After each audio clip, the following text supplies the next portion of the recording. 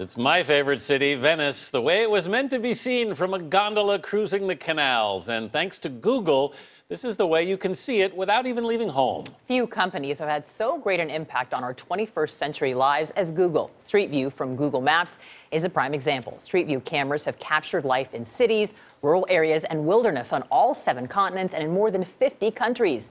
Google technologist Daniel Sieberg is here with more. Good morning, Daniel. Good morning. I wish I could say I was on that trip to Venice. I didn't get the straw on that one. You know, I think we all remember back in 2007 when Street View was launched, and it was two-dimensional. It wasn't all that fancy, but these images are really incredible. Yeah, the technology has evolved quite a bit since 2007. We're always trying to think of ways to make maps more comprehensive, reliable, accurate for anybody, whether you're a virtual tourist sitting at home or somebody who's going to go to these places. And today it's more than just the car, it's the trekker, it's the snowmobile, it's the trolley, we've got a trike. Yeah, there are lots of ways to capture this imagery. Trikes you even used to get through alleys in Europe in like Barcelona and Paris, for example. We actually attached the trike to the back of a boat going down the Amazon at one point. But you can see here this Arctic imagery. We had polar bears coming right up to the Street View captures that were going on. So very immersive for people.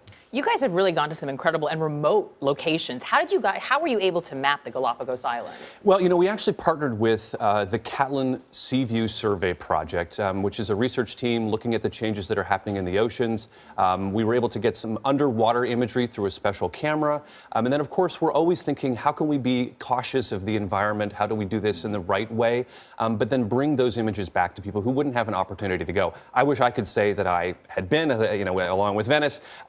But, you know, this is the kind of place that not a lot of people get to see. So it's an opportunity to see it from the comfort of your home. You've given us a street view of the Colorado River as well, which also must have been challenging. Yeah, and the challenge there, as you can imagine, the Colorado River, that place I have been, separate of going with Google, but you can see, of course, the waves. They had to secure the cameras, the trekkers. There were 2 going at any one time. They take pictures every 2.5 seconds, and we had to try to align the imagery because you can see, of course, it's so bumpy, but we were able to do that through technology after we got the imagery back. I want to ask you about the backpack with a 360-degree camera attached. Yeah. So is it just a regular person who can get this backpack and go and shoot images? So folks can apply to be part of the loaner program if you're a university or a nonprofit or something like that. It's often a Googler who goes out wearing it.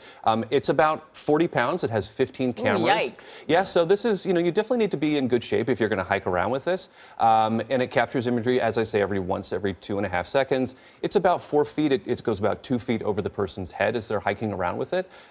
And it gets to these places that we otherwise couldn't take some of these other devices and cars and that kind of thing. Daniel, is there any place that's too remote effectively for this gear? We haven't seen one just yet. You know, we're always looking for those places that we want to get to. We've been to the top of Mount Fuji. We've been to the Burj Khalifa, the tallest building in the world. We've been underwater, the Arctic, Antarctic. So I think that, you know, there's always a new challenge out there, but I don't know that there's a limitation just yet. It seems like you also have strict standards for what is the imagery you guys want to put forward, because it's all beautiful. Absolutely. I mean, I think the imagery that we get back, it often is, you know, it's something that we have to review. We want to make sure that it looks and represents the area or the place that we've been.